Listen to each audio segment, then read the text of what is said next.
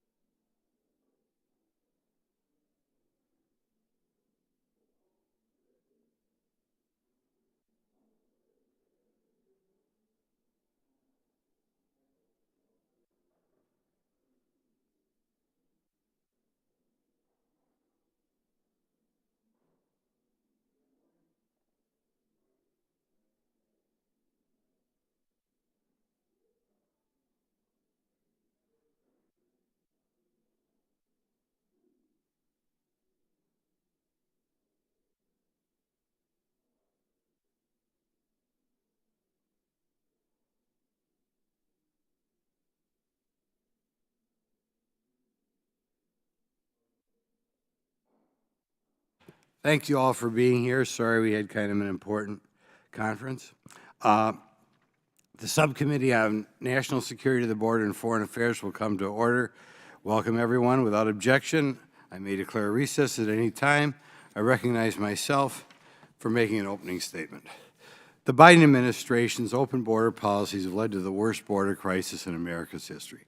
Millions of illegal aliens have entered the United States under the Biden administration, impacting every community across the country. This Congress, both my subcommittee and the full committee, have examined the consequences of the Biden administration's horrendous policies. The President has unnecessarily created a national security and humanitarian crisis by refusing to uphold the rule of law. Today we are examining how the border crisis affects safety in our towns, cities, and communities. Not surprisingly, the open southwest border has attracted many illegal immigrants with criminal histories. But rather than simply deport those with criminal backgrounds, the Biden administration is letting them remain in our communities, even after they're showing that they're criminals. In fact, the Immigration and Customs Enforcement now detained docket has at least 617,000 aliens with criminal convictions or pending criminal charges. That's a non-detained docket. One would think that being a criminal illegal alien, at a minimum, would make someone an enforcement priority, but it is not under the Biden administration. In 2021, Secretary Mayorkas issued a memorandum entitled Guidelines for the Enforcement of Civil Immigration Laws, stating that criminal history doesn't automatically make an illegal alien an enforcement priority. Instead, immigration officers have to engage in a complex analysis of whether the criminal illegal alien is a current, quote, current public safety threat to be considered an enforcement priority. What does that mean? In 2022, the ICE principal legal advisor issued a memorandum interpreting Mayorkas's guidelines.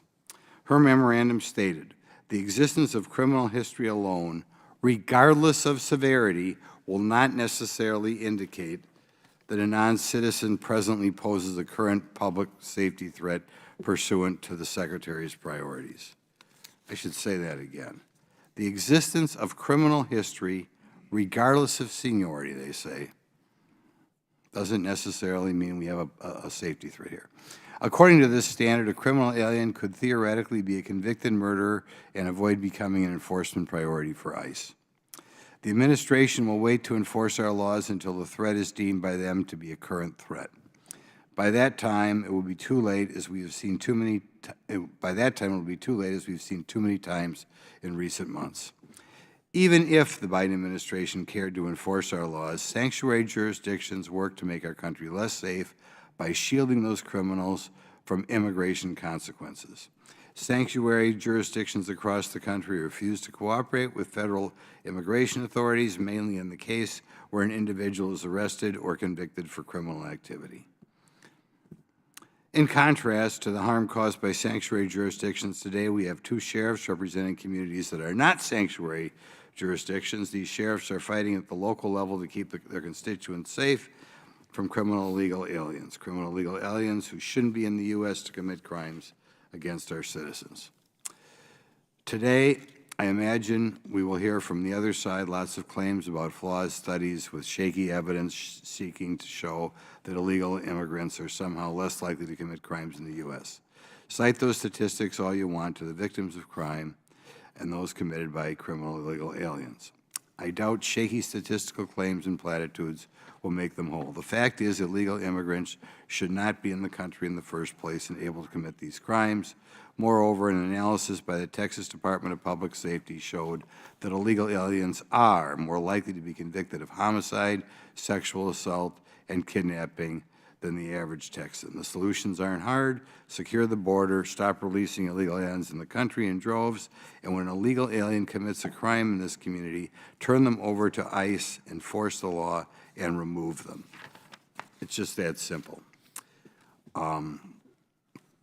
Now, before we begin the testimony, I'll ask unanimous consent that Representative Jasmine Crockett from Texas be waived on the subcommittee for the purposes of asking questions. Without objection, so ordered. I would now like to recognize Ranking Member Garcia for the purpose of making an opening statement. Thank you, Chairman, and thank you to all of our witnesses that are here today. Now, I want to just start on, we all know that on June 16th, 2015, Donald Trump rode down the escalator at Trump Tower to launch his campaign for president. And I want to remind us what he said that day, and I quote, "When Mexico sends its people, they're not sending their best. They're not sending you, they're not sending you, they're sending people that have lots of problems, and they're bringing those problems with us. They're bringing drugs, they're bringing crime, they're rapists," end quote. Now, we all know that's who Donald Trump is, and he controls the Republican Party, so we are here today. He's basing his 2024 campaign, as we all know, on the exact same rhetoric. Now, just weeks ago, Trump referred to immigrants who enter the country illegally as, quote, animals, nearly half a dozen times. He literally said, and I quote, "Democrats say, please don't call them animals, they're humans," Trump said. Quote, "I said, no, they're not humans, they're animals," end quote. He's also repeatedly claimed that South American countries are emptying their what he calls insane asylums and mental institutions to send the patients to the U.S. as migrants. Now, we know that's not happening, and here's evidence that even his own campaign can't provide any evidence for in what he said. What he continues to say are lies and untruths. These fact checks are important. Now, I'm an immigrant. I came here as a young child. My parents came here to build better lives. My mom worked as a healthcare worker. When I took an oath to become a U.S. citizen, it was the proudest day of my life. And so I personally am offended, not just from what I hear, but for the way Donald Trump and the House majority speaks about migrants and folks that come here for a better life. Donald Trump wants to claim that people like me and my family are poisoning the blood of our country, as he likes to say. It's disgusting and it's un-American. And it has real consequences, like the white supremacists at Charlottesville, who Trump called, and I quote, "very fine people." It provokes people like the white nationalists who targeted people of Mexican descent in El Paso, murdering 23 innocent people. Now, I love this country. I know that our chairman also loves this country, but I also think it's important that we don't divide all of us that are here. We should cut through the noise and actually look at some of the facts and data. And as much as some in the House majority may not like facts and data, it's important to review them. I want to run through some unanimous consent requests. Here's NBC. Trump's claims of a migrant crime wave are not supported by national data. Without objection. Thank you. Here's a second one. ABC, and I quote, "No, migrants are not driving a surge in violent crime, as Trump claims." Thank you. Here's another one. USA Today. "No, migrants aren't more likely to commit crimes than U.S.-born, despite Trump's border speech." No objection. Thank you. And if you prefer maybe academic sources, here's research from Stanford, which looked at 140 years of data. 140 years of data, and finds conclusively that migration does not increase crime. Right now, in fact, immigrants are 60% less likely to be incarcerated than people born in the United States. 60% less likely. And let's be clear, undocumented people are less likely to be incarcerated than native-born people as well. And here's a Brennan Center report which hopefully points out that, and I quote, "The spike in violent crime happened on Trump's watch, not Biden's. In 2020, the final year of the Trump presidency, murder rose by nearly 30% and assault by more than 10%. So I'd like to submit that as well, sir. Thank you. So just to conclude, under President Biden, crime has fallen nationwide, and those are the facts. So I just hope that we can stop with the fear-mongering, and I look forward to the rest of the hearing. Okay, I'm pleased to introduce our witnesses today. I'll rattle them off. Ken Cuccinelli, Senior Fellow for Immigration and Homeland Security at the Center for Renewing America. He served as the 46th Attorney General of Virginia from 2010 to 2014. He also served as Director of United States Citizenship and Immigration Services and as Deputy Secretary of the Department of Homeland Security under the Trump administration. Sheriff Bill Waybourn has served as Sheriff of Tarrant County, Texas since 2017. He previously served this country as a member of the Air Force. He continued his public service after leaving the Armed Forces as a Texas police officer. Sheriff Mike Chapman has served as the Sheriff of Loudoun County, Virginia since 2012. Sheriff Chapman previously served at the DEA and the Howard County, Maryland Police Department. David Bier is the Director of Immigration Studies at the Cato Institute. He previously served as Senior Policy Advisor to former Representative Raul Labrador of Idaho. I want to thank you all for being here. Pursuant to Committee Rule 9G, the witnesses will please stand and raise their right hand. Do you solemnly swear or affirm that the testimony that you are about to give is the truth, the whole truth, and nothing but the truth, so help you God? Let the record show that the witnesses answered in the affirmative. Thank you. You may sit down. We appreciate you being here today and look forward to your testimony. Let me remind the witnesses that we've already read your written statements and will appear fully in the hearing record. Please, if you can, limit your oral statement to 5 minutes. As a reminder, please press the button on the microphone in front of you so that it's on, the members can hear you. When you begin to speak, the light in front of you will turn green. After 4 minutes, the light will turn yellow, which means you got 1 minute to go. When the red light comes on, your 5 minutes have expired, and we wish you'd wrap it up. I now recognize Mr. Cuccinelli for his opening statement. Mr. Chairman, Ranking Member, and members of the subcommittee, you've probably heard the phrase, the main thing is to keep the main thing the main thing. Well, here is today's main thing. Every single crime committed by an illegal alien invader is preventable. Crime rates do not matter. Only the raw number of crimes and the harm caused by those crimes matter. Over 10 million illegal alien invaders have entered America since Joe Biden became our president and opened our borders. The chaos at our southern border is sadly not confined there. As far too many American families have intimately learned, the chaos at the border is directly contributing to unnecessary suffering and tragedy in communities all over the country, most recently and prominently, Athens, Georgia. The lives of our citizens are being forever altered by crime facilitated by open border policies and the cartel-driven invasion occurring because of it. The failed policies of this administration are callously indifferent at best and willfully negligent at worst, serving only to exacerbate the pain and suffering of the very citizens from whom it derives its legitimacy.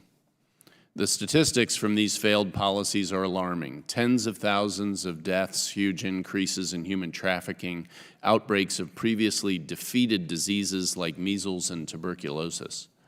But it is the individual human cost that remains most alarming. The ever-growing number of American victims of illegal immigration, including Brandon Michael, Kate Steinle, Molly Tibbetts, Sarah Root, Brandon Mendoza, Ronald Da Silva, Kayla Hamilton, and of course, Laken Riley, not Lincoln. These are the human casualties that are preventable with a secure border. The sad reality is that there are tens of thousands of additional names of deceased Americans who could and should be read aloud in a hearing such as this.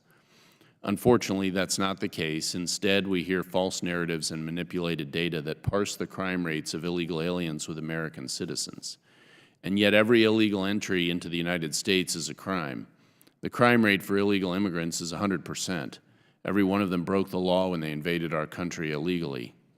The Texas Department of Public Safety tries to keep track of criminal alien activities as best they can.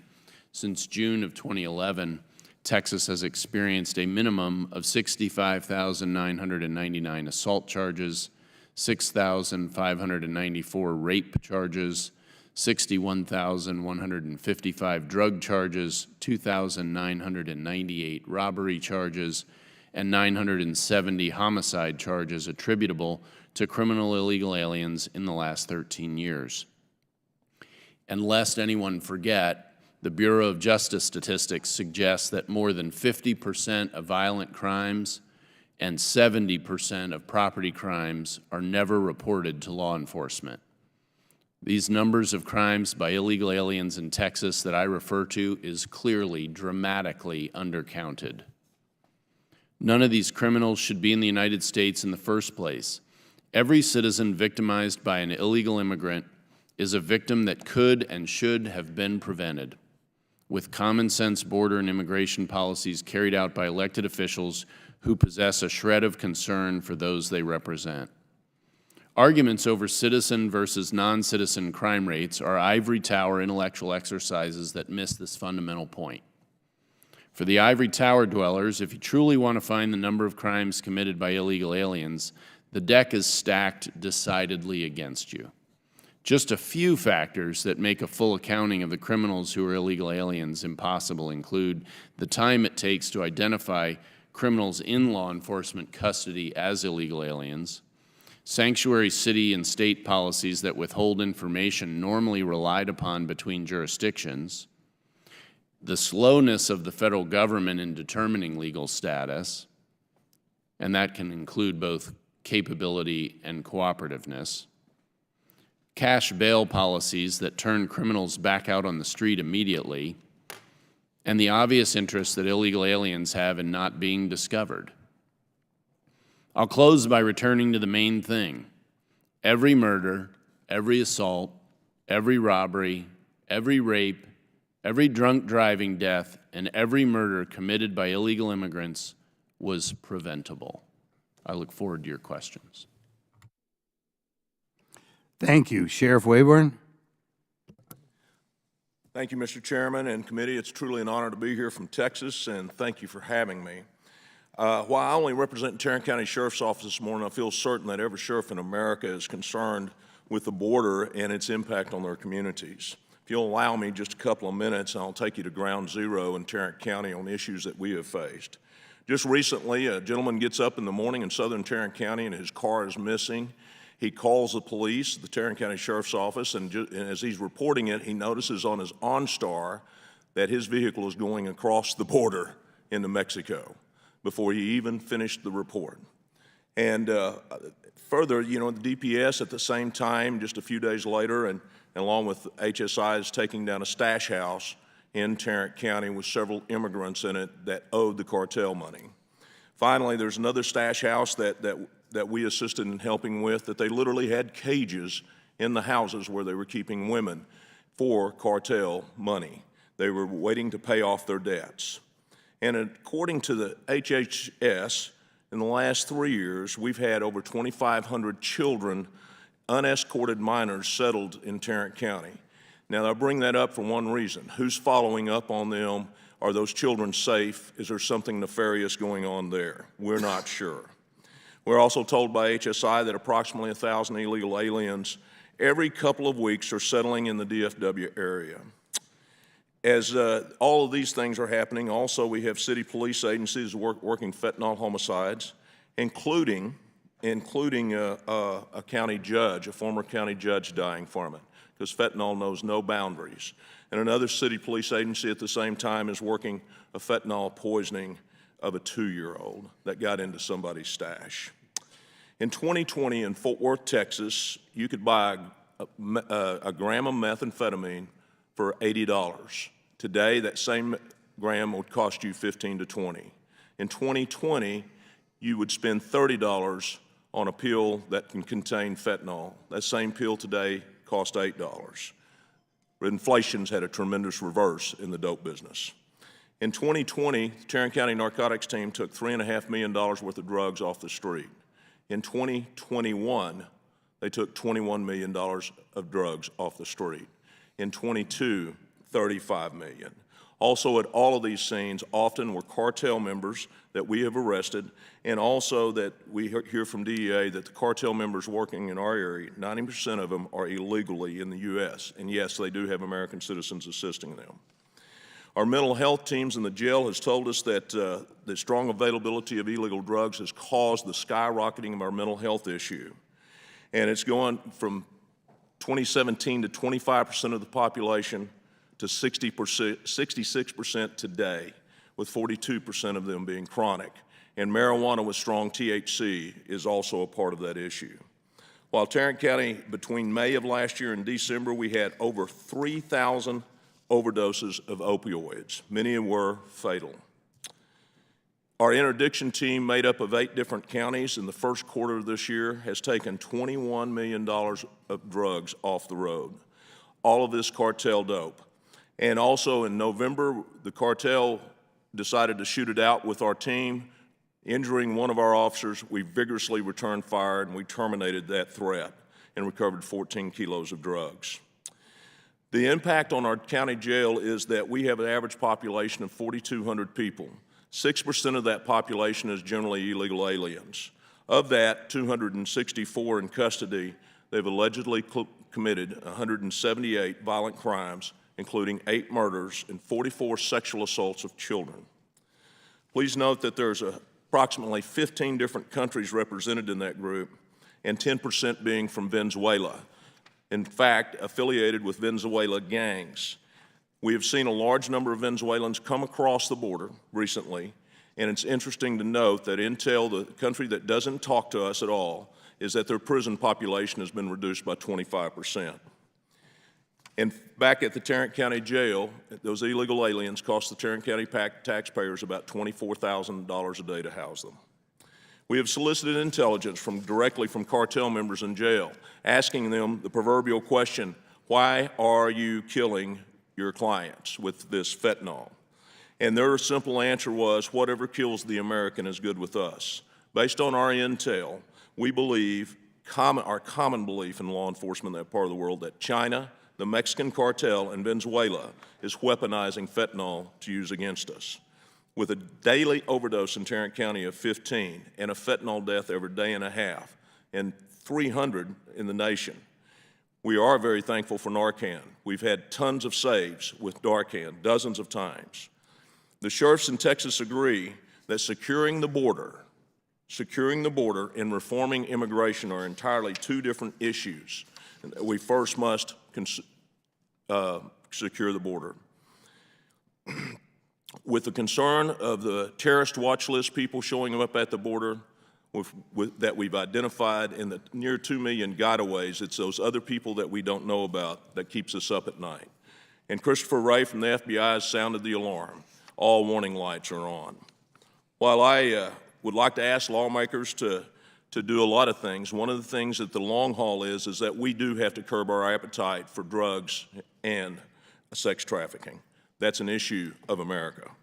With all that said, we must, I believe, urgently dispatch resources to secure our border, insist on other countries following the rule of law, including asylum, and hold the threat of trade and foreign aid in the balance. Finally, formally declaring the Mexican cartels as public enemy number 1, and ensure that the only invitation to come to America is that which is of legal means, which we invite those people and greet them with open arms. Thank you for listening. God bless you all, and Godspeed on these issues. Thank you. We'll move on to Sheriff Chapman.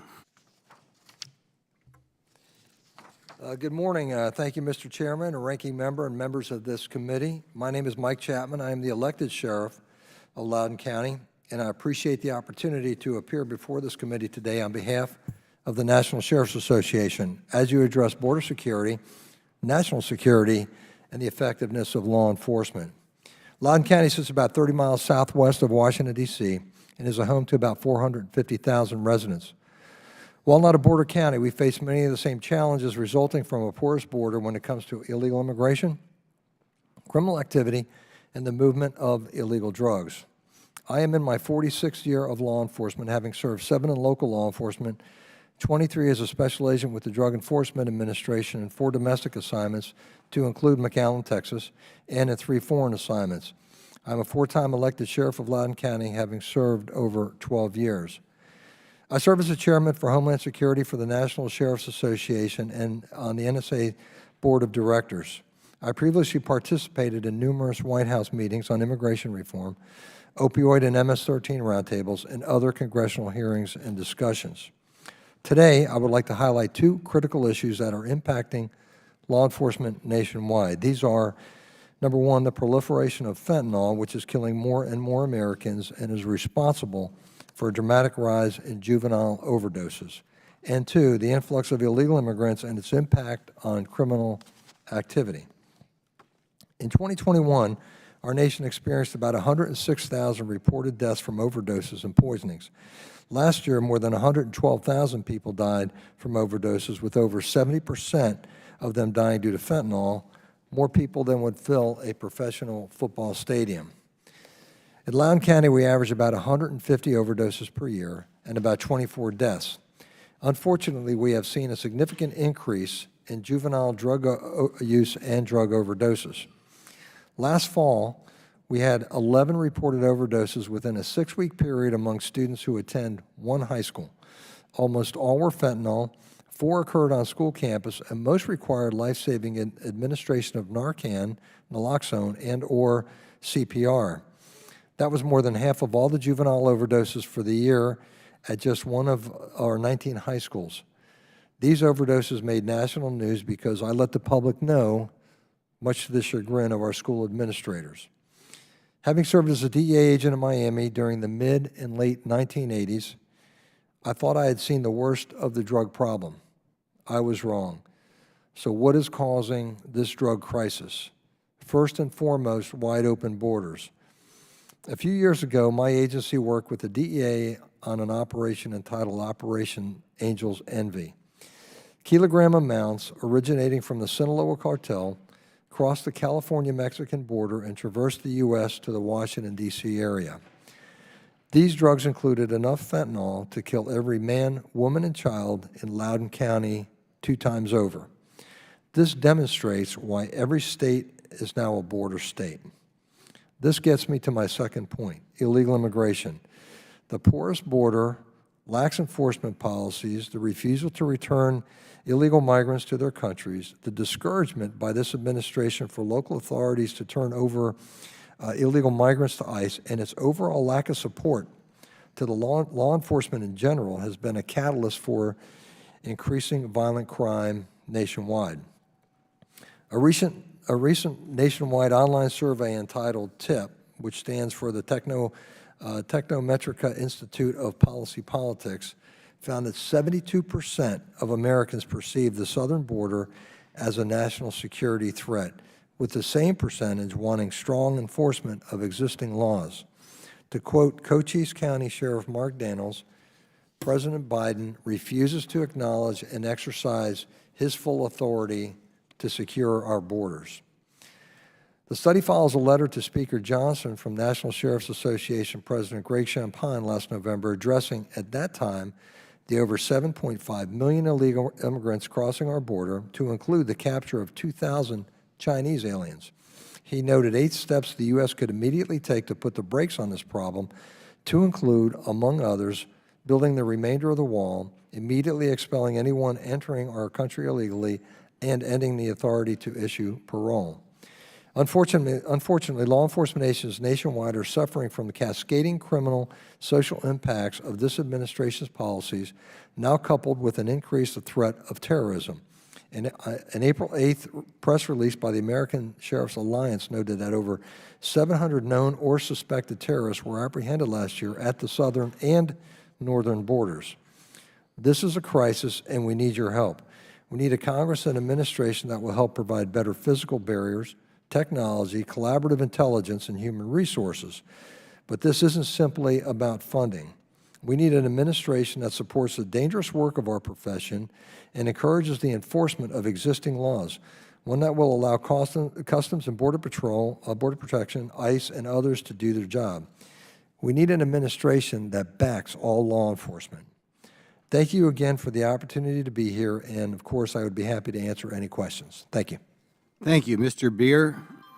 Chairman Grothman, Ranking Member Garcia, and distinguished members of the committee, thank you for the opportunity to testify.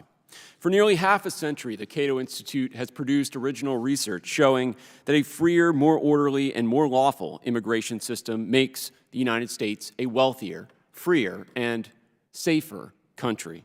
As America's founders recognized, free societies direct people, whatever their background, ancestry, or birthplace, toward activities that benefit mankind.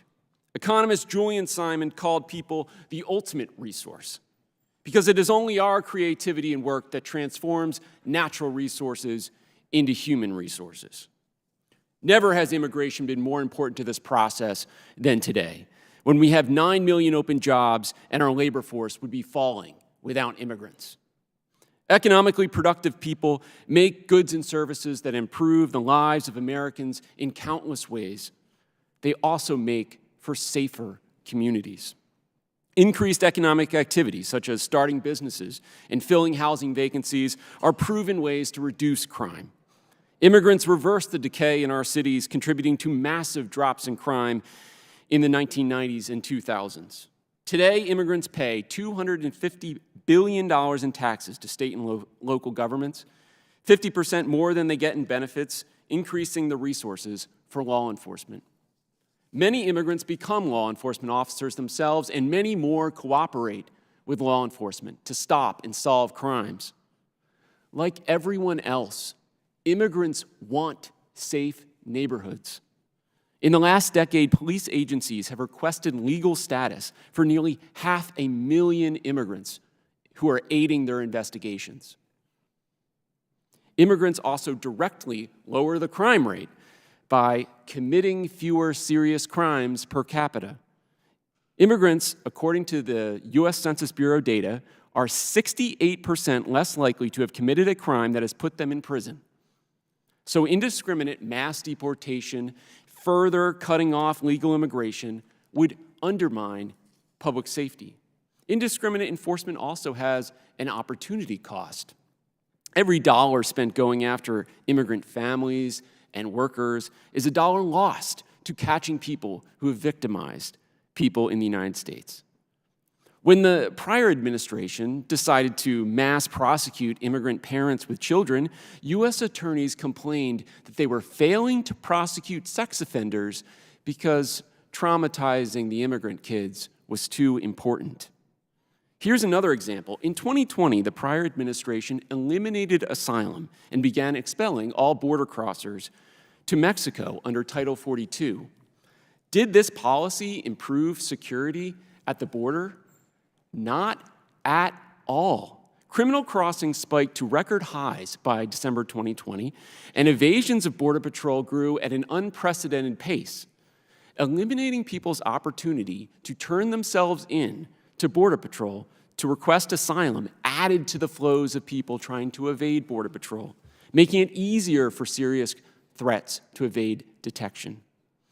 With very little help from Congress, this administration is trying to improve the situation. It ended Title 42, and evasions have since declined by 70%, according to the Border Patrol chief. It has opened a few legal pathways for entry, which, although limited, have reduced illegal crossings by hundreds of thousands. Policy should focus on making immigration legal and orderly. Instead, Congress's caps on legal immigration blocked 97% of the applicants for legal permanent residence this year. It's time for a new approach. Make legal immigration possible again. Let me end here. When someone harms another person, justice demands they pay for it. In America, we say, if you do the crime, you do the time. We don't say, if you do the crime, lock up their family, their friends, their coworkers, their co-ethnics. America stands for individual rights and individual responsibility, not collective punishment. So yes, let's talk about how to better go after the bad apples. But the rest of the roughly 50 million immigrants in the United States are here to work with us and for us, peacefully. Let them do so legally. Thank you. Okay, first of all, with unanimous consent, I'd like to ask that William Timmons from South Carolina be waived on the subcommittee for the purpose of asking questions. Without objection, so begin my questioning. First of all, I want to ask Sheriff Waybourn to follow up on a couple things you said. Just to clarify, you said that the number of people in prison in Venezuela has dropped 25% over the last couple of years? That's the intel that we get up from both the DOJ and from our border partners. You quoted somebody as saying fentanyl, they were okay as long as fentanyl was killing Americans. Who did you quote again on that? That was a cartel member that we had in custody that we were soliciting information from. Okay, thank you. Now we head from, by the way, I have been at the border and I talked to the Border Patrol and they tell me, quote, Mexico's not setting their best. I mean, I don't think the Border Patrol is, that's their fact, that's what they tell me. So, okay, now Mr. Cuccinelli, the administration made changes in policy regarding the enforcement of our country's immigration laws. and these changes shield illegal aliens with criminal histories from removal. I want to discuss Secretary Mayorkas' 2021 guidelines for the enforcement of civil immigration law and the 2022 Doyle Memorandum. Mr. Cuccinelli, did the Biden administration actually make it more difficult for immigration officers to remove criminal illegal aliens? Absolutely and intentionally, and the way to think of those early memos, like the first one there early in 2021, is that they were attempting to tie their own shoelaces together. They literally took steps at ICE and CBP to make it harder for them to achieve their missions structurally. In fact, the Doyle Memorandum says the existence of criminal history alone, regardless of severity, will not necessarily indicate that a non-citizen presently poses a current public safety threat pursuant to the Secretary's priorities. Mr. Cuccinelli, under that standard, an illegal alien convicted of the most heinous crimes, such as rape or murder, could avoid becoming an enforcement priority, correct? Absolutely, that was the point. Is a criminal alien more or less likely to be removed under the Biden administration as compared to the previous administration? Far less likely, and many of them don't even get to ICE because of the catch and release swamping of CBP. Okay. In recent months, we've seen Americans killed, sexually assaulted, and burglarized by illegal immigrants. The illegal aliens who committed these crimes should not have been in the country in the first place, correct? That's absolutely correct. Is it fair to say these crimes should never have happened? Should never have happened. Now, your testimony says the Texas Department of Public and Safety data your testimony cites Texas Department of Public Safety data for the proposition that illegal aliens commit violent crimes at a higher rate than the average person. Do you note that the data on crime rates is very limited? So I do know that it's very limited. I want to clarify, my comments were on the raw numbers, not the rate of crimes committed. I do not believe the rate of crimes is relevant when you've got 6,500 rapes and almost 1,000 homicides. I don't think the rate of crime matters to the victims of those crimes. Were gangs like MS-13 a problem in Virginia during your tenure as Attorney General? MS-13 was the single most severe violent crime problem in Virginia during my time as AG, and before and after.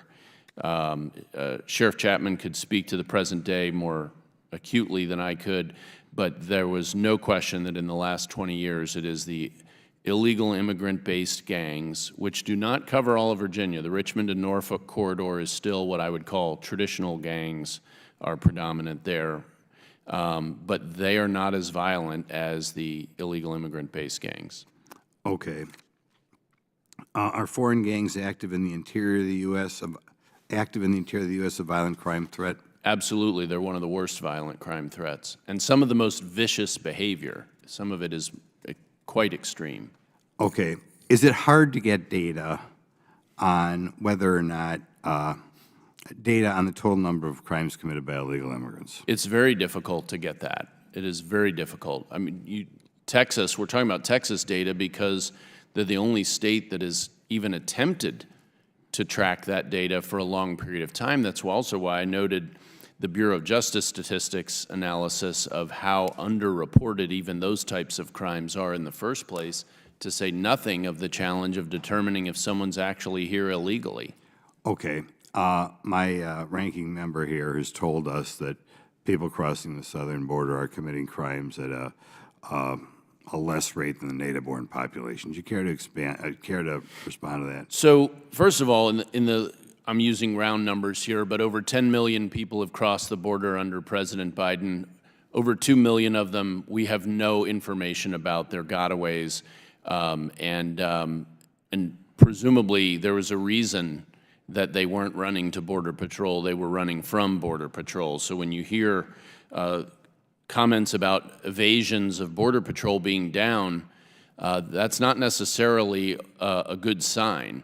If they have a reason to run to Border Patrol because they're going to be caught and released without question, as you noted, regardless of the severity of any criminal record that's uncovered, then you're going to see more evasions. We have over 2 million of those folks. It's impossible to determine the rate of crime among a group of people we can't even identify. Okay, so really, that would be impossible to get that. It is. Okay, thank you. On to Mr. Thank you. I've only been in Congress for a year. I served as mayor for 8 years before that. That is just not the way that you actually take data on crime. So I think we also need to be realistic and honest about the way crime is measured in the United States. And it's measured when a crime is committed, that's when you take the data. So this idea of folks running away or not being captured or we're not capturing this crime or that crime is just factually incorrect.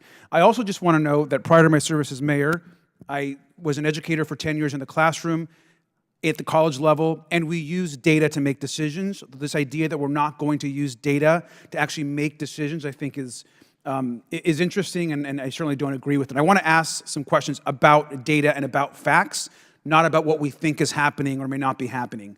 Mr. Bier, good to see you again. I want to put this poster up, I think it's important. And before we get to the border, I just want you to remind us, who was president in 2020 again? Donald Trump. Thank you. Now, is it true that under Donald Trump, murder rates surged by 30%, according to data collected by police departments across America, to the highest rate since the 90s? Yes, absolutely. Surge in the summer of 2020. And this data was collected by our men and women in police, like the Long Beach Police Department, which I honorably represented and helped support back in my community. Now, since 2020, when we know that President Biden was elected, have violent crime rates increased or fallen? They've fallen year after year, yes. In fact, they have fallen dramatically. Is that correct? And we just have reporting early this fiscal year, or this 2024, that they're continuing to fall. So crime is at incredibly high levels when Donald Trump is elected, and now overall violent crime has dramatically decreased now that President Biden is in office. Is that correct? Over the last 4 years, crime has fallen. Thank you. And that's actually data reported by our cops. So we want to believe our men and women and law enforcement, that's the data that they're providing us. I also want to talk about some violent crime trackers that we've discussed. Murder, we know, has plummeted in the U.S. since 2023, one of the fastest rates of decline we've ever actually had. Now, Mr. Bier, there are 45 million immigrants in this country. Now, why do you think Donald Trump is pushing this migrant crime narrative, which we know is not true? Well, it's because he wants to push policies that ban immigrants. We saw what he did when he was in office. He didn't reduce illegal immigration. He banned legal immigration to the United States. Now, and is it fair to say that Trump's rhetoric accusing people, by the way, like me and my family, of poisoning the blood of this country or claiming that we're fueling an invasion actually fuels a potential for violence? Absolutely. I mean, if you look at the number of criminals who have engaged in mass shootings. I mean, you're looking at the Pittsburgh shooter, you're like El Paso, Buffalo, Charlottesville. You go down the list, and there are so many times where you hear this great replacement rhetoric being used to justify. Of course, there's crazy people on all sides of every debate, but we shouldn't be fueling it with irresponsible and inaccurate rhetoric. And we've already said and noted that the data provided to us by the men and women of our police departments across the country is also clear that non-citizens, undocumented migrants, actually commit less crimes, actually a lot less crimes than naturalized citizens. Is that correct? That's right. 75% less for legal immigrants, 50% less for illegal immigrants. So a very significant difference. And it's also true that if you look at most of our major American cities, when you actually look at the undocumented population versus citizens, that those cities, that again, crime is being committed at a much higher rate by citizens than non-citizens. Is that correct? That's right. We've looked at the border sector in cities in particular with a great deal of focus on them because they have so much cross-border traffic. They're among the safest in the United States, and they saw some of the fastest declines in crime in the 1990s and 2000s when their immigrant populations exploded. And so I think it's really important to paint a real picture of immigration, of migrants, of immigrants that are coming to this country to search for a better life, and move away from the xenophobic rhetoric that tears down migrants, that tries to somehow paint them as murderers and rapists when the data does not actually support those arguments. And so this idea that we're not going to look at data, I think is just, it's a joke, it's unfair, and it's certainly causing more damage across the country than anything positive. I want to just return to some of our policies as well. Now, Mr. Bier, one of the majority's witnesses today was, we know, one of the architects of Trump's immigration agenda, which included unprecedented restrictions on legal immigration. To close from my questioning, how did that actually impact the actual border, those Trump policies? Well, when we restrict legal immigration and asylum, we incentivize people to cross the border illegally. If we tell them there's no opportunity to come to this country legally, then of course you're going to see more people go to the border and try to seek safety and opportunity that way. It's counterproductive. It's a failed policy. It resulted in more evasions like I talked about. That's a problem for security. We want Border Patrol to focus on serious threats, not people coming for safety and opportunity in this country. Thank you, sir, and I yield back. Okay, Mr. Gosar. Thank you. Mr. Bier, I just want you to take back to the Cato Institute. Thank you very much for the National Emergencies pamphlet. Really hit the nail on the head. Now back to immigration. Mr. Bier, what percentage of illegal aliens are detained? What percentage are detained? In the entire country? Yep. Well, there's over 12 million illegal immigrants in the United States. And there are about 34,000 detention beds funded by Congress. So it's a very small percentage, obviously. Mr. Cuccinelli, how would you think about that? Well, even when there were double that number of beds, we were overwhelmed with the demand in terms of, for example, there are over 1 million, last time I looked, over 1 million final orders of removal in this country. Final orders of removal. They've been all the way through a due process pipeline that is more extensive than American criminals get in the criminal justice system, and they've been found appropriate to deport. And those beds are intended to be used to detain while deporting and to hold dangerous individuals while working to deport them.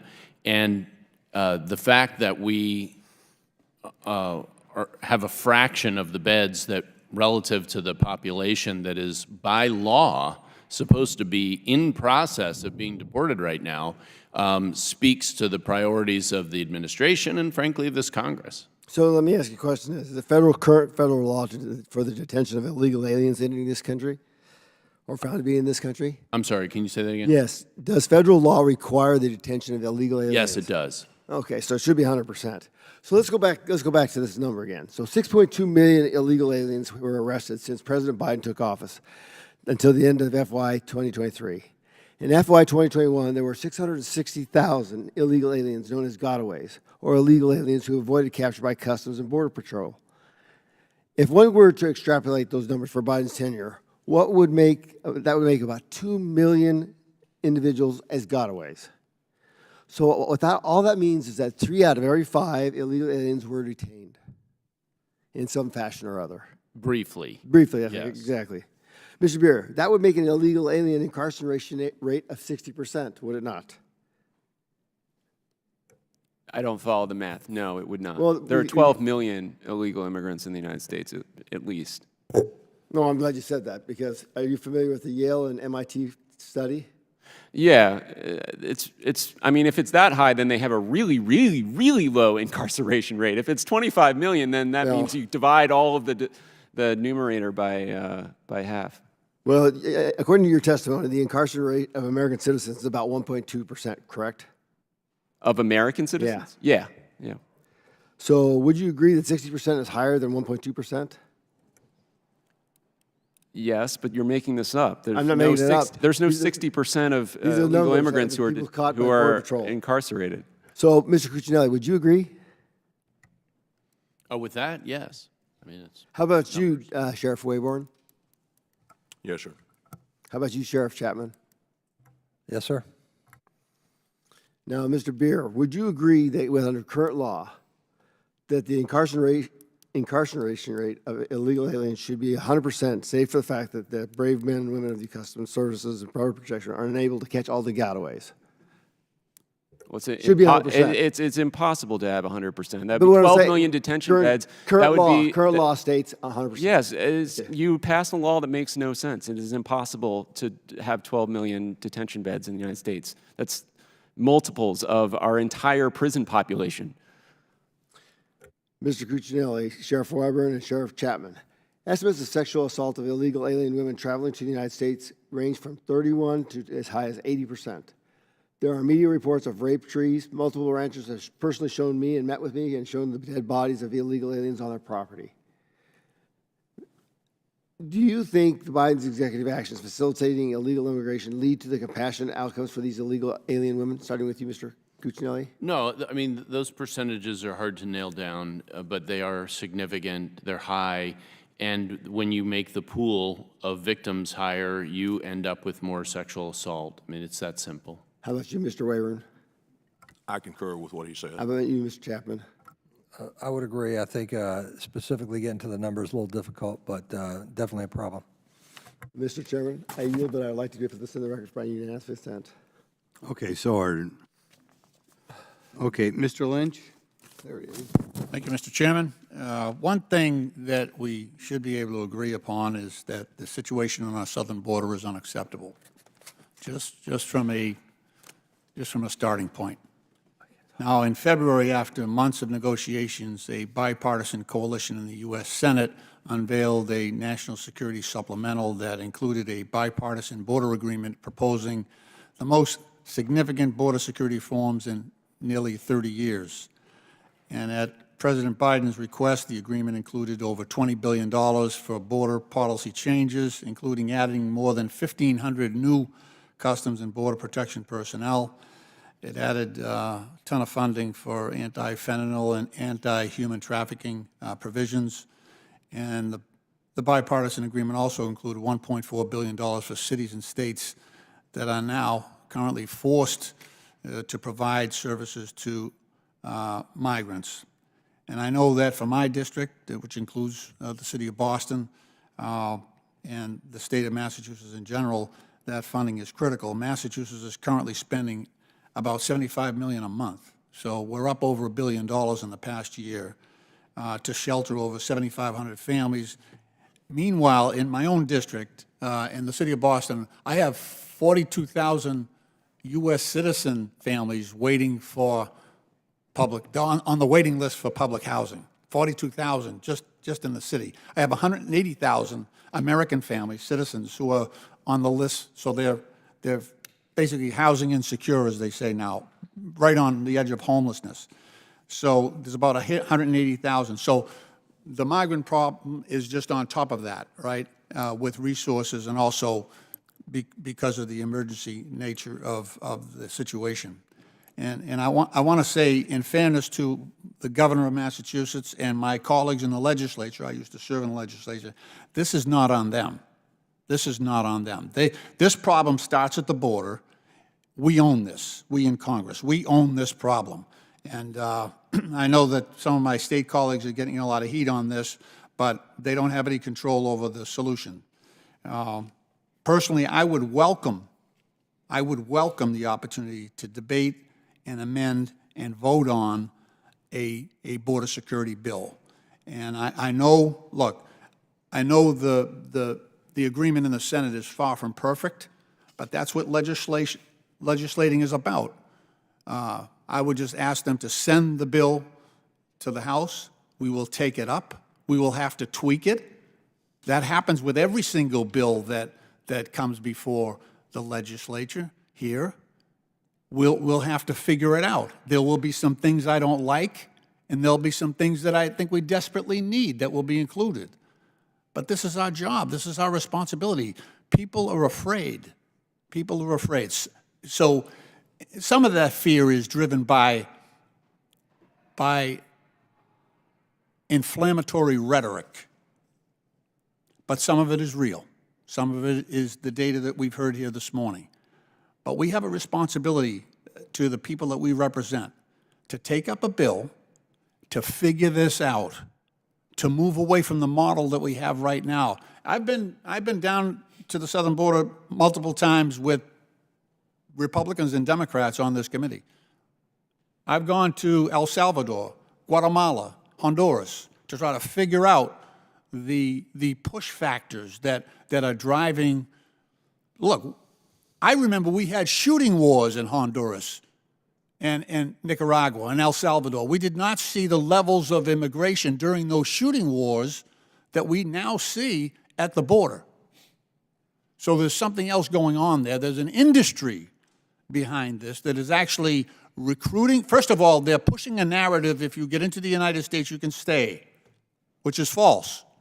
but they're pushing that narrative, and they're moving people to the border.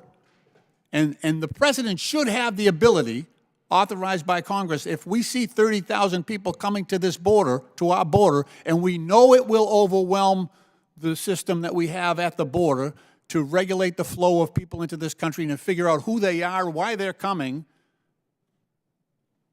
we should have the ability, the president should have the ability to declare an emergency and close that border until we regulate the flow to something that the current judicial system, the asylum system, can actually assimilate, and to judge those people based on who they are and why they are attempting to come into our country. But that's not happening right now. That's not happening right now. So I'm just urging my colleagues on the other side of the aisle, bring a bill to the floor. Let's let regular order try to figure this out. You won't get everything you want, but neither will we on this side of the aisle. But we will make it a better situation for everyone involved. Thank you, Mr. Chairman. I yield back. Thank you, Mr. Lynch. Mr. Sessions. Mr. Chairman, thank you very much to the sheriffs that are here, Loudoun County, and the distinguished gentleman from Tarrant County. Thank you for being here. Mr. Waybourn is a good friend of mine, and I applaud him. Mr. Cuccinelli, good to see you again. Thank you for your service to this country. I think it's interesting that we hear up here about the problem or problems and whose job it is, whether it be the Congress or whether it be something else. Well, let's just pin the tail on the donkey. It is the administration that is sending the welcome sign and making sure that people up and down, not just south of here, but all over the world, the word is out. I think the things that Stephen spoke about is exactly correct. The people who are losing are the American people, poor Americans, Americans who grew up here. This administration took some $370 million that was designed and earmarked or at least allocated in appropriations for veterans who've been disabled. They took that money from disabled veterans. What we're looking at is a political circumstance, and yet we forget that for 4 years, the Democrats had control of this body also. It is a tough issue. 2 weeks ago or 3, I was the speaker at an immigration ceremony where there were about 50 people in McLennan County, Texas, who came, and I spoke to them, and I told them, welcome to the United States. And I talked to them, and I told them this is their country now. But I told them, leave your customs behind because you're now an American. Leave the laws there behind. And they openly told me, yes, we went through extensive study. We believe that what we have learned in this process of legal immigration has helped us to be better citizens. While we sought the advantages that have been talked about in this subcommittee hearing of money, we really viewed it as I told them, you have a right and a responsibility. I will say to each and every one of you, I sit on the side where I believe that we should require everybody to go through that process. Legal immigration that we're confusing with someone in the attack against Donald Trump. The bottom line is the law should be the law. They fail to say they blame it all on South America. It's 97 other countries also that people come from illegally. And they bring their customs with them, and they prey on those individual markets. They will go where people who are from their country are all across this country. And of course, you and I both know that sanctuary cities allow that. And I have dealt with, and I don't want to do it today, but I've dealt with how police officers, not sheriffs, police officers deal with illegals in sanctuary cities and literally do no record keeping because they know they're not looking at someone who is the real person. And they dismiss them because they don't want to house them. They do not hold them accountable for the same law that they'll hold Americans accountable for. They take billions of dollars not just schools, not just health care, and move it to them. And then we've got people that come up here and say, we've just got to handle this bill because Uncle Sam will pay all this money. Well, I know what the money's for. The money's to take in an extra 1 million people illegally, because it is embarrassing how they've jammed into cages. And when President Trump was in office and this surge did happen, they called him names because they were in cages.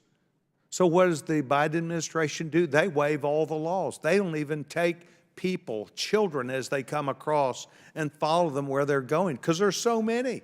They're flooding our cities. They're flooding this country. And then we turn around and argue about levels of people who are committing crimes.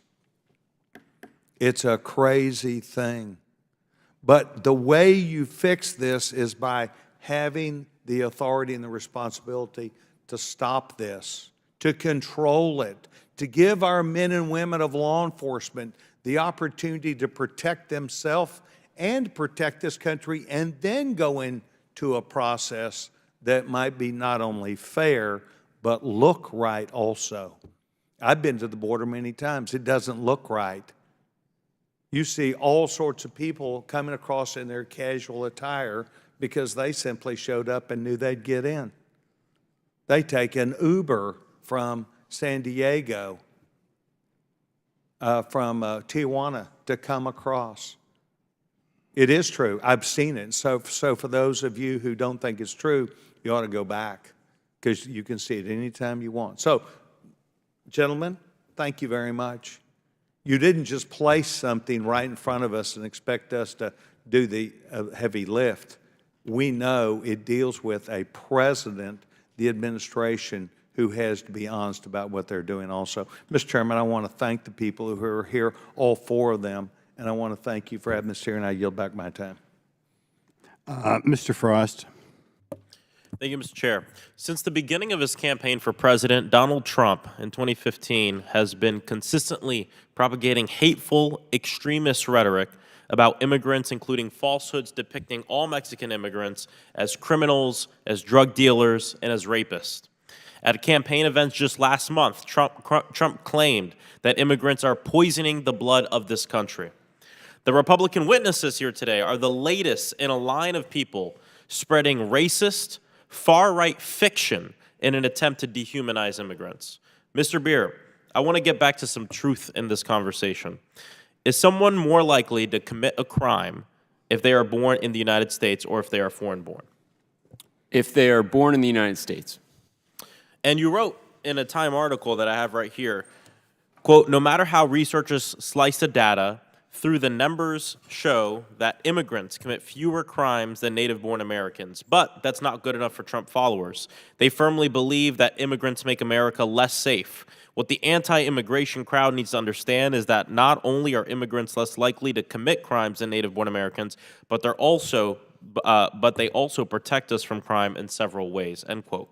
And you're 100% right in that. Several studies show that immigrants are 46% less likely to commit a crime, and that in communities that have had an influx of undocumented immigrants, crime actually goes down. Collectively, American undocumented immigrants pay an estimated $11.64 billion in state and local taxes every single year. And the average undocumented immigrant has been living and contributing to the economic success of our country for between 10 and 14 years. These are folks who are literally putting more into our system than they're taking out because they're undocumented. These are our friends, our family, teachers, substitute teachers, people who work in the medical field, people who work in hospitality, our neighbors, my family. Mr. Bier, how might white supremacist falsehoods about an invasion put immigrant communities in danger? Look, we talked about this before. We've seen the El Paso shooter manifesto, the Buffalo shooter. You go to Charlottesville, you saw what happened there. The Pittsburgh synagogue shooter. I mean, the number of crimes where now dozens of people have been murdered, it's astounding. they are saying what's motivating them. It's this idea that these people are invaders and therefore they can be responded to with military-style force. Yeah, and it just makes me wonder because we keep hearing from colleagues on the other side, some of these witnesses, that I guess the rate doesn't matter or the data doesn't matter. And what really matters are the families and the victims, which I 100% agree with, but then they completely disregard the families and victims of immigrant communities because of the hateful rhetoric that they are pushing. What about the friends and families of victims who have been murdered in schools across this country because my colleagues refuse to do anything to end gun violence? Does that matter? I guess not.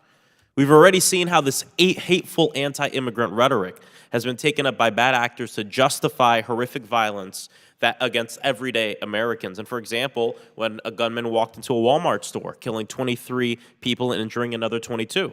Almost exactly a year ago, Oversight Committee Democrats called on Chairman Comer and every Oversight Republican to condemn this rhetoric. Mr. Chair, I ask unanimous consent to enter into the record a letter dated March 6, 2023 from Ranking Member Raskin to Chairman Comer, yet again inviting you to condemn white nationalism and white supremacy in all forms, including the Great Replacement theory. Without objection. Not only have my Republican colleagues refused to condemn this extreme rhetoric, but they've also invited witnesses here who keep pushing it. I mean, we have Mr. Chapman, a sheriff, who should really be focused on the real causes of crime and violence. Under his watch, gun-related injuries surged by 57% in 2021. Mr. Chapman, I have one simple question for you. Do you know who your county sheriff's office pays to do the firearm disposal and how much you pay them for your firearms disposal? I would argue the statistics that you just mentioned about our... That's not the question I asked, Sheriff. I just want to know... I think it's important to correct the record. I'd like to know who your office pays for firearm disposal and how much you pay them. Our firearms are handled by our firearms unit, and any disposal will come under them. Okay, gotcha. Many law enforcement agencies contract with disposal companies, and something that is of grave concern to me is that a lot of these companies are not doing what they've promised and are not destroying firearms, and we're seeing these firearms being put back on the streets, which is why I introduced my bill, Destroy Zombie Guns Act, which would make serious reforms to help keep all Americans safer. I implore my colleagues on this committee to co-sponsor the bill and to join me in fighting for real positive change for public safety for all people. Thank you. I yield back. Okay.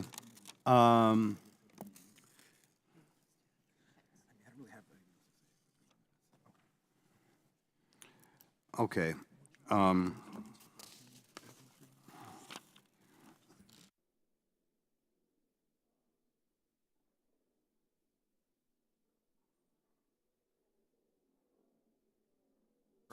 I'll just wait. We're going to suspend for 1 minute because I have somebody supposedly walking in the halls who's almost here.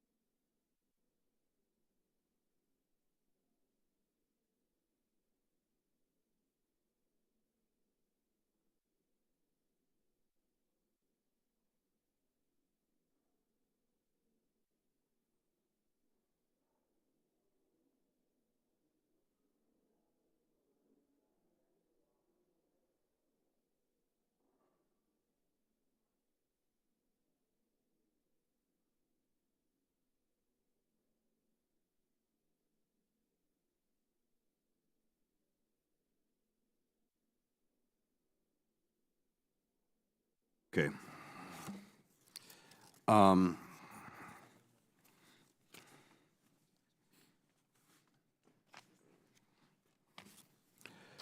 Okay, well, we'll begin closing statements. I guess there's some people who may not make it. First of all, I'd like to thank our witnesses for their testimony. Should I yield to the ranking member first? Yeah, well, would you? Well, thank you, Mr. Chairman. No, I just want to add, I want to thank our witnesses again. I just want to reiterate what I said earlier, that I think when we have these hearings, it's really important that we focus on crime data and the data that is provided to us by our law enforcement agencies. I want to reiterate what I said before, that non-citizens, undocumented immigrants consistently, and not just by a little, by significantly commit less crime than citizens do. And I just repeat that just because I think the demonization of migrants and immigrants is wrong. We can all agree that all crime, we're concerned about all crime committed by anyone. We should focus on reducing that, but we should not be demonizing non-citizens as somehow rapists or murderers or worse than, because they actually do commit less crime. With that, I will yield back. Okay. Okay, I guess I'll wait for a minute. Mr. Timmons is going to ask some questions. We'll suspend for 1 minute. Oh, we got two people here. Should we take her first?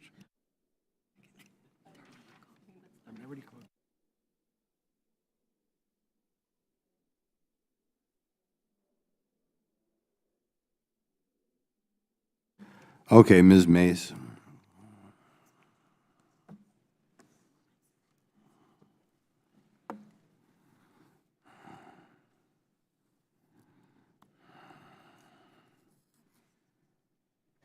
Thank you, Mr. Chairman. And good morning, everyone. One crime by one illegal alien is one too many.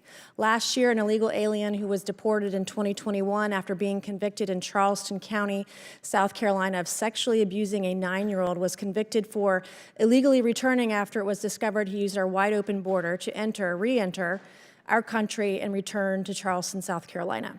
Last fall, in October, a young 3-year-old girl named Maddie Hines in South Carolina was tragically killed by an illegal alien in a car crash. The individual who committed the crime was deported under President Trump and his administration. The illegal was able to re-enter into the United States under Joe Biden because of his wide open and dangerous border policies that put American lives at risk. Several weeks ago, the Lowcountry was put on high alert as an illegal alien wanted by law enforcement in Dorchester County for 2 counts of unlawful possession of a firearm was on the run with this firearm, with this illegally possessed gun. In January, an illegal alien from Honduras murdered an American citizen in Columbia, South Carolina, our state's capital, after crossing the border illegally last year. Fentanyl trafficked across our southern border by criminal cartels has killed 1,660 South Carolinians alone. It's clear that the Biden administration's policies have turned every state in this nation into a border state, every town into a border town. We have had members of MS-13 gang arrested in Beaufort, South Carolina. We've had human trafficking busts. In fact, 3 years ago in my hometown, you've never heard of it, it's called Goose Creek, South Carolina, there was a human trafficking bust with 28 people arrested. 2 years ago in Summerville, South Carolina, there was a sex trafficking bust with over 20 people arrested. Joe Biden's open border policies have enabled an illegal alien crime wave to sweep across South Carolina and the nation. So I have a few questions for our witnesses today, and I want to thank you for being here. My first question will go to you, Mr. Cuccinelli. I found it staggering that in 2021, in a memo in 2021, Secretary Mayorkas wrote, "The fact that an individual is a removable non-citizen will not alone be the basis of an enforcement action against them." Why is Joe Biden and his administration waiting until these illegals commit serious crimes before deporting them, if they deport them at all? I was going to say, in fact, they're not deporting them even when they do commit serious crimes, and I can only conclude that they want the border invasion that they have opened the borders for their own reasons. Right. I've actually talked to different police and law enforcement agents across the country, most recently the NYPD. And in New York, for example, they're letting illegals just completely walk out of there when they're committing heinous crimes. Can you speak to the policies put in place by Joe Biden's Department of Homeland Security that have disempowered ICE, allowing criminal aliens to roam free, victimizing American citizens? Yeah, so early in the Biden tenure, in early 2021, in both ICE and CBP, you cited one memo, but there were others, if you'll recall that time period, where the administration, through Secretary Mayorkas, intentionally made it difficult for both CBP and for ICE to accomplish their missions. It's part of, by the way, why the morale in those two organizations is as low as it has ever been, because you sign up to do a job and then you are actually impaired by your leadership from doing that job. And that's reflected in the number of criminals that are even coming into their custody to ICE. When CBP is catching and releasing 85% of their apprehensions, ICE doesn't even see most of these folks and doesn't get a chance to thoroughly vet them. CBP's vetting is not as thorough. They're not in detention. They're basically turned into a human processor right now under the Biden administration. Thank you. And my next question is for Sheriff Chapman. In your testimony, you mentioned you were experiencing, quote, discouragement by this administration for local authorities to turn over illegal migrants to ICE. Can you clarify further what Mr. Cuccinelli's comments are, what the administration is doing to discourage you from turning over illegal aliens to ICE? Well, I can certainly speak to that with regards to the police departments that surround the Washington, D.C. area. Certainly, Fairfax and some of the other departments around, where they're not even allowed to notify ICE about people that are incarcerated. Unbelievable. For us, we do. We take that, we go that extra mile. We make sure that we notify ICE in Loudoun County.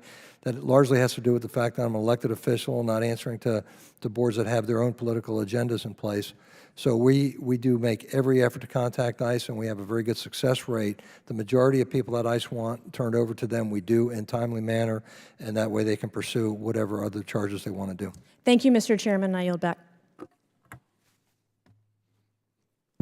Okay, Mr. Timmons. Thank you, Mr. Chairman. I appreciate you letting me wave on to this subcommittee. I've been in Congress 5.5 years, and never once has an issue polled as high as concerns with the southern border.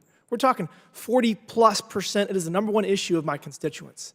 And it's the number one issue for my constituents because 8.5 million people cross the southern border illegally. It's the number one issue because hundreds of thousands of American citizens have died from fentanyl overdoses, the vast majority of which is coming across the southern border.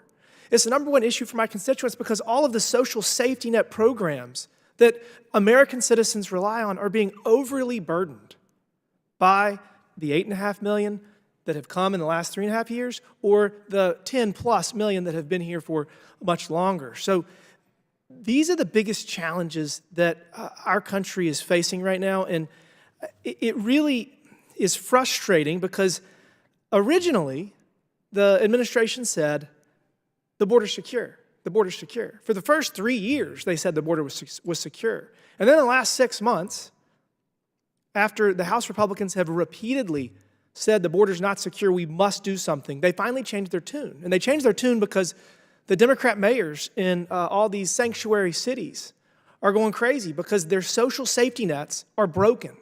They're tens of billions of dollars short. And they're asking for relief. And this president, all he has to do is sign his name, undo the executive orders he did 3.5 years ago, and solve this problem. I guess I just want to ask the sheriffs, why do you think this president is doing this? Why do you think this administration is doing that? Sheriff Waybourn, any thoughts? I'm afraid I don't. I don't know why this is. I know that Speaker Johnson spoke of the other day that there's people in Congress that would like to be able to give them the ability to vote. So I would think that maybe it's a political issue such as that. Sheriff Chapman, thoughts? I would agree with Sheriff Waybourn. I can't specifically say, but it appears that's the reason. So the best I can tell is there's two real reasons. Number one is the census. Reapportionment is going to occur in 6 years. And the idea is that you bring a couple million, 8, 10, 12 million people into this country, and you lure them with social safety net programs, you lure them with government benefits, and they go to the blue states. They go to the cities that offer wildly disproportionate social benefits to those in need. And that's what we're seeing in New York, but they're going there. And I guess when the census occurs, it's going to result in New York and California and Illinois receiving a disproportionate percent of their representation, because we do not apportion the census based off of citizens. We apportion the census based off of humans. And I mean, I think that's a big problem. And, you know, at the end of the day, the chairman of Judiciary last Congress, Chairman Nadler, specifically said that the objective was to give these individuals the right to vote. I mean, when the towers fell, 3,000 plus Americans died. We went to war. We spent hundreds of billions of dollars to hold them accountable. Here we are, hundreds of thousands of Americans have died from fentanyl overdoses. The amount of human misery occurring in this country because of the lawlessness at our southern border is just shocking. The cartels terrorize Mexico because they're making tens of billions of dollars off of this administration's border policies.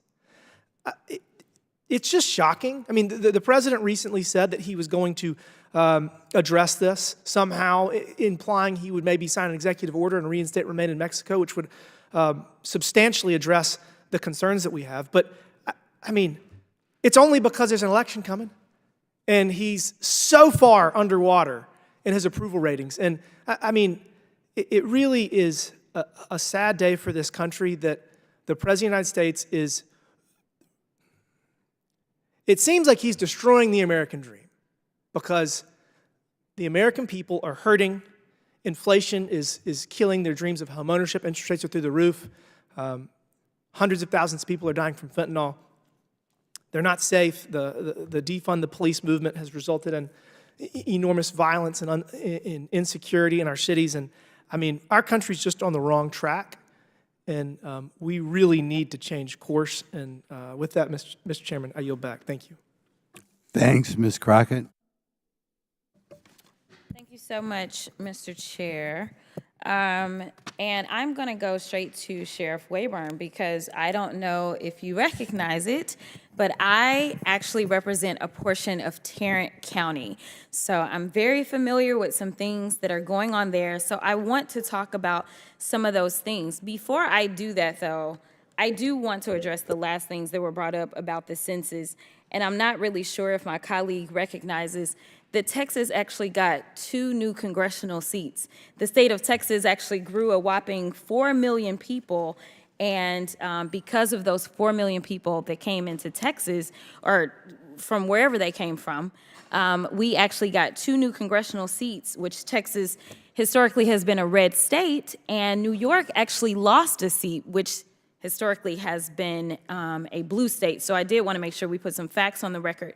But we are talking about immigrants a lot. In fact, there's a lot of anti-immigrant rhetoric and blaming of immigrants when certain things happen. And based on things coming out of this committee, we seem to believe that immigrants are the reason why crime is up and why our communities are less safe. So I did my research, and I want to go through some of it with you, specifically about Tarrant County, because I don't want you to have to know statistics about somewhere else. So with that being said, Sheriff, do you know if within the last year between 2022 and 2023, if there was an increase or decrease in murder and negligent homicide in Tarrant County? I don't have the numbers in front of me, but it did not increase. Okay. In fact, it went down by almost 17%. So great job. What about manslaughter by negligence, or we call it criminally negligent homicide? I believe it also went down. Yes. It may be on ticking up at the moment on intoxicated and homicide may be ticking up at the moment in 24. Okay, well, we had a 56.52% decrease. How about rape? All those categories we believe went down. Absolutely. And I do credit a lot of incredible law enforcement and municipal police chiefs. Awesome. So there actually was a decrease by 3.35% in rape. Robbery went down 4.5%, and both aggravated and simple assault went collectively down by 3.18%, and theft went down by 3.89%. This is at the same time in which we're talking about the migrant community and stoking these fears that they're bringing all of this trauma and this crime and violence to our communities. But when we look at a Texas community, Tarrant County, actually everything has gone down. And I do want to thank you for your service in that way, because it takes a team. It can't just be one thing. It means we've got to have great law enforcement, but we also have to have really good policies, and we honestly need to be honest about the data that we see. So overall, it shows me that Sheriff in Tarrant County, all crime was down, is what I can tell from the numbers. And do you know if Dallas County, which is next door, if they had an increase or decrease in overall crime?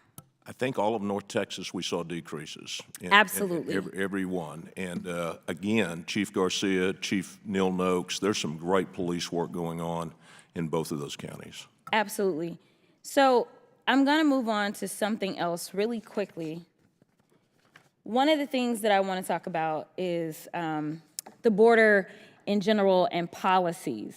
I'm not sure that you're aware, but I'm going to make sure that it's clear that the Senate worked on a bill, much like the Senate has done a lot more work than the House has done this entire session. And the only reason that that bill has not come to the floor to help those that need help as it relates to the border crisis is because Donald Trump specifically said that it should not come to the floor.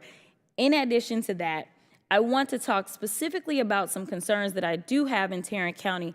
While I am so thankful that the numbers have gone down, there's been a concern about the fact that there has been a consultant that's had to come in, and this consultant has had to come into Tarrant County potentially to the tune of approximately $200,000 for an 18-month contract to help the elected sheriff identify solutions for an extensive list of jail deaths, an alarming shortage in detention officer staff, and the necessity for Tarrant County to address its overcrowded jail by entering into a $40 million contract with a privatized jail outfit to house Tarrant County's inmates in Garza County. That is concerning to me. It is concerning because as a former public defender, I actually had clients that died in the jail, and most people don't understand that the main job of a sheriff is usually to make sure that they're taking care of the jail population.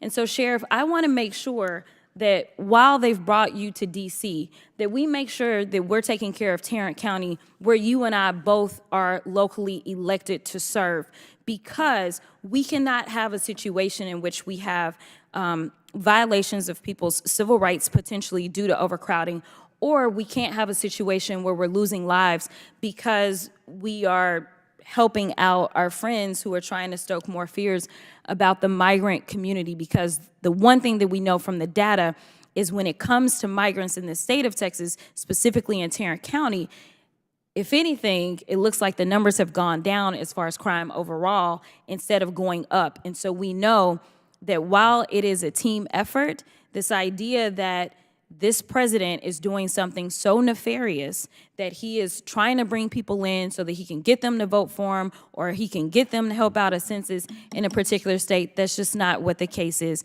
But I do thank you for your time, and thank you, Mr. Chairman. I yield. We got Mr. LaTurner. Thank you, Chairman. Thank you to our witnesses for being here today as we discuss the ongoing border crisis. The invasion at our southern border didn't happen by accident.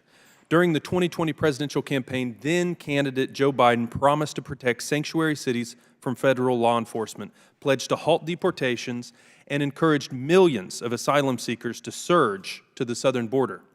It didn't take long for the president to make good on these open border promises. In his first 100 days of his administration, President Biden took over 94 executive actions to reverse Trump-era immigration policies and undermine America's border security. The Biden White House ended Remain in Mexico, halted construction of the border wall, and did away with Title 42 expulsions. These disastrous policies have turned every state into a border state.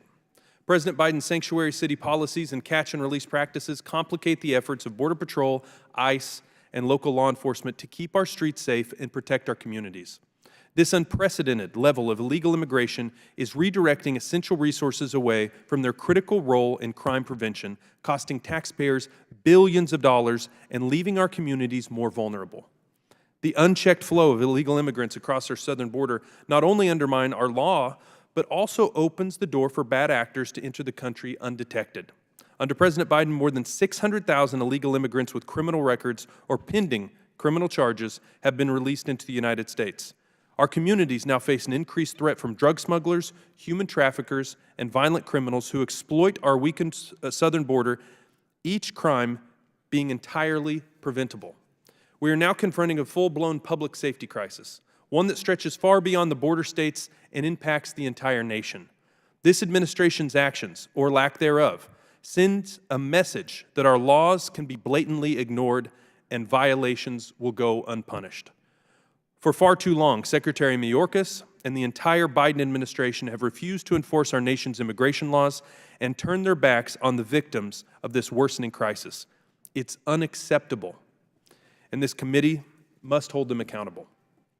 Sheriff Chapman, thank you for being here today. My district is not located on the southern border, yet I still hear from my constituents in Kansas every single day who are impacted by this administration's open border policies.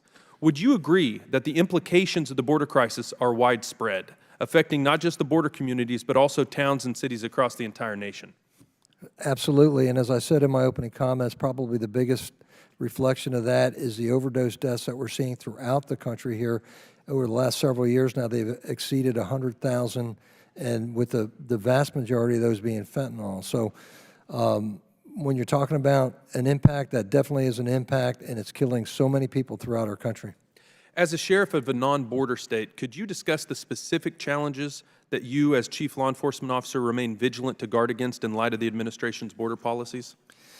Well, fortunately, as an elected official, I have the ability, as I mentioned earlier, to contact ICE when we have people that need to go to ICE that are being detained.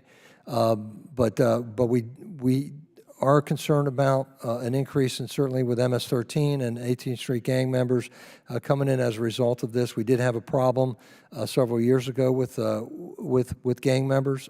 We are concerned that that's going to reignite itself here as this problem continues. I'd like to stick with you, but shift our discussion to the topic of sanctuary jurisdictions, which limit the ability of ICE to fully enforce immigration laws, as you know well. In your opinion, how do sanctuary jurisdictions affect public safety? I think sanctuary jurisdictions are extremely detrimental to public safety because it allows people that shouldn't be here in locations where they shouldn't be, and allows them to basically commit crime. Fortunately, we're not one of those, but I do believe some of our surrounding locations are, and I just think it poses an enormous danger to the citizens of those areas. Describe how important you think it is for local jurisdictions to work with federal government to enforce U.S. immigration law. Extremely important. I'm retired from the Drug Enforcement Administration as a special agent. I have very good relationships with all of our federal counterparts here, and I think for the most part, everybody wants to do the right thing.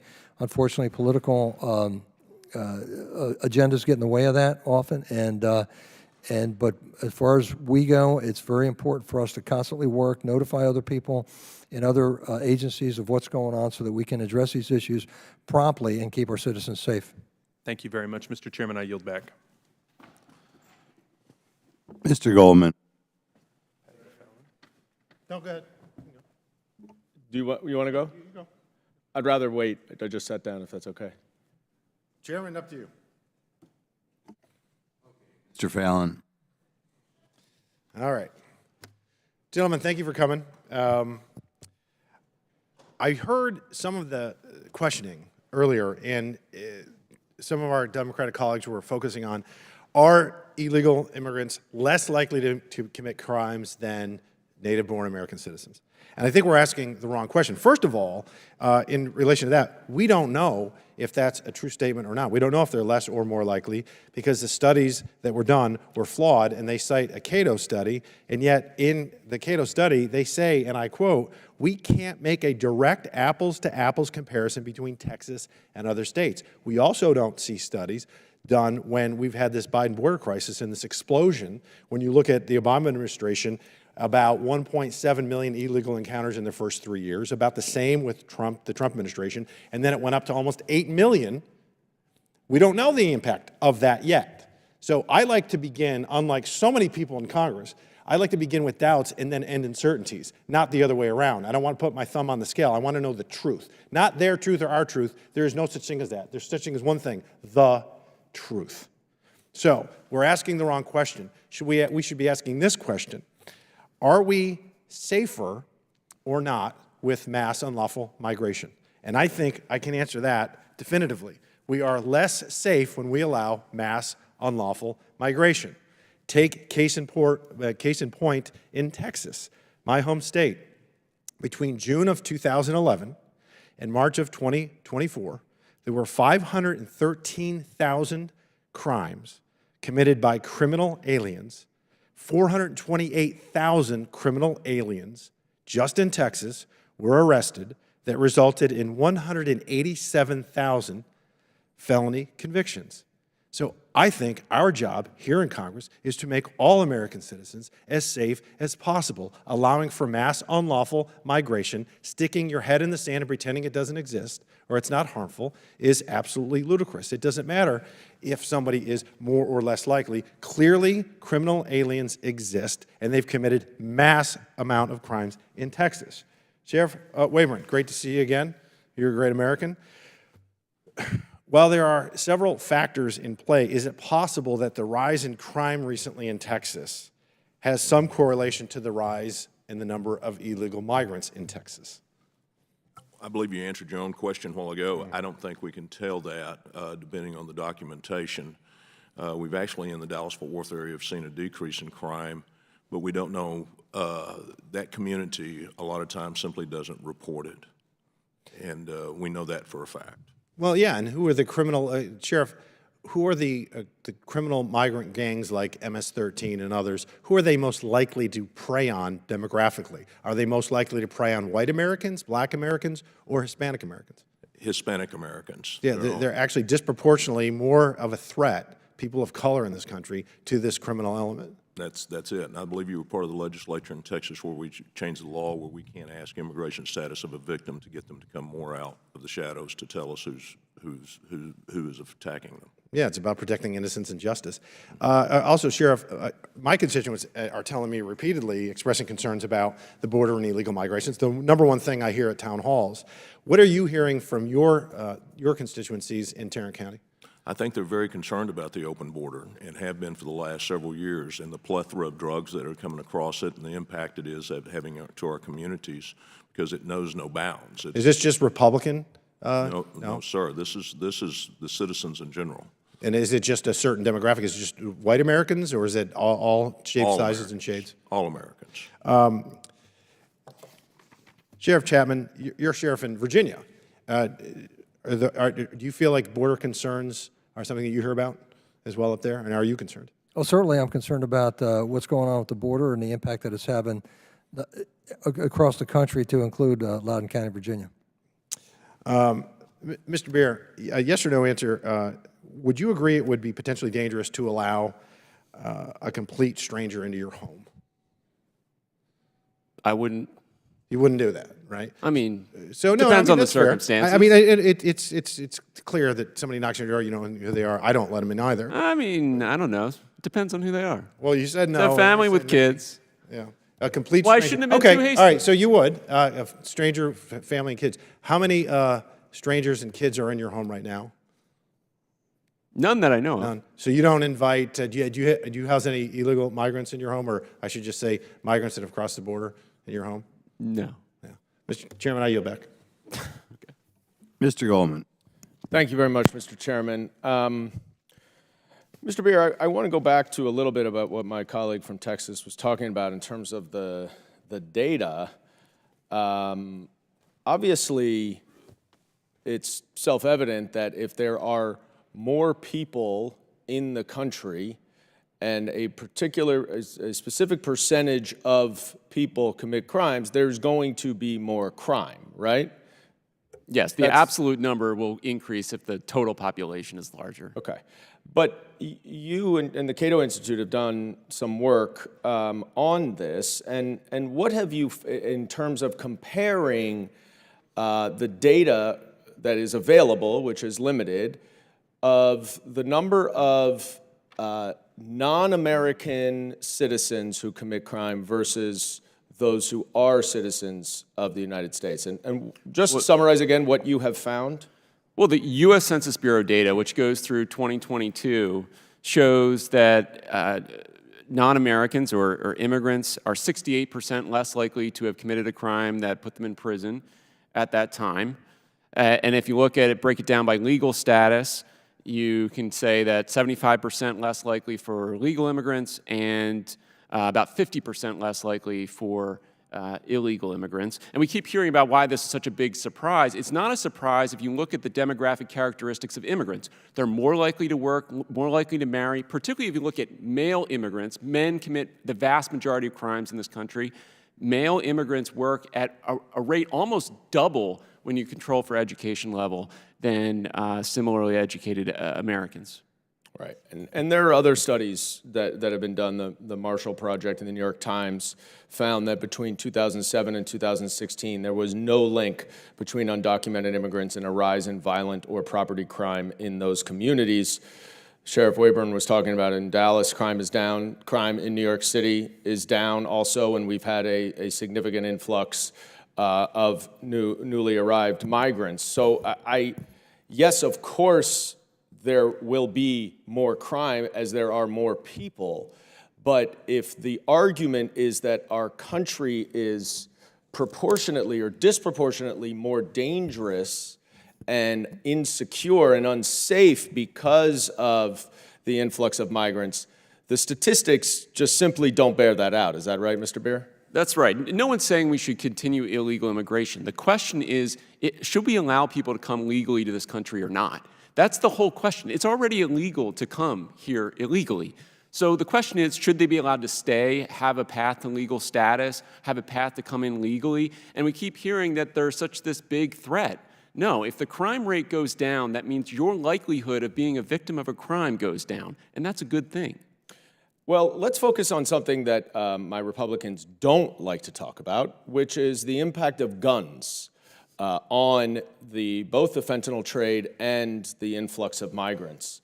Am I correct, Mr. Bier, that the cartels broadly rule the border in terms of the fentanyl trade as well as a lot of the migration? Is that accurate? Absolutely. They charge a fee to cross the border illegally. They control the traffic. They force people to cross where they want them to cross. It is and Sheriff Waybourn, do you agree?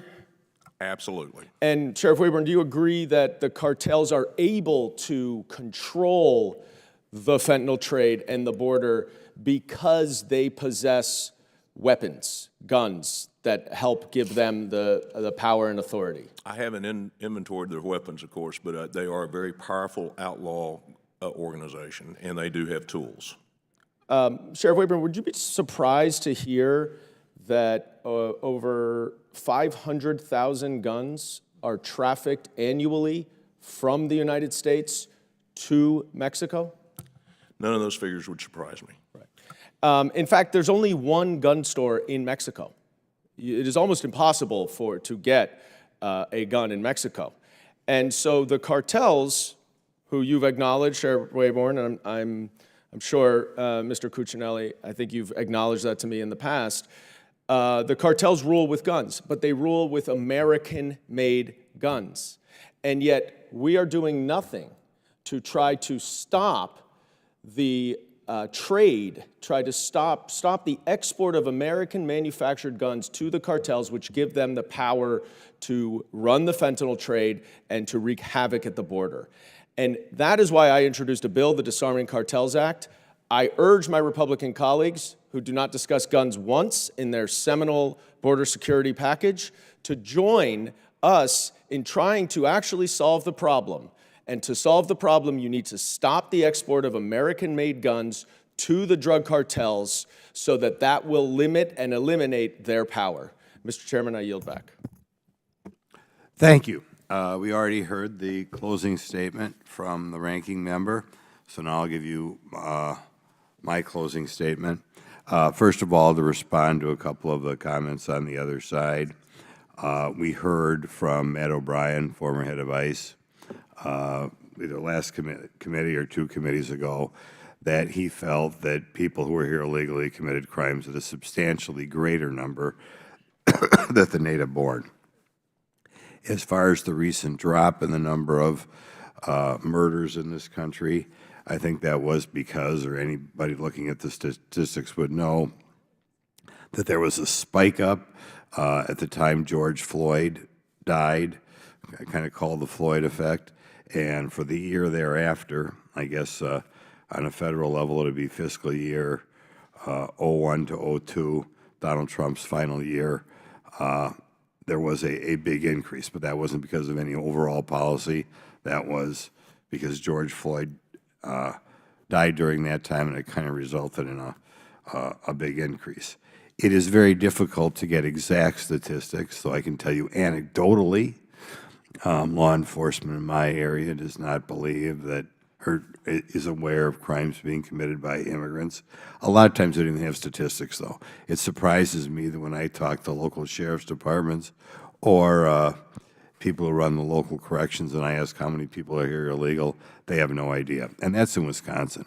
I think in other states where they pride themselves on being sanctuary cities, I'm sure it's much more difficult to get those numbers. So as a result, they have to rely on both what Mr. O'Brien said and anecdotal evidence that I gather in Wisconsin. I'd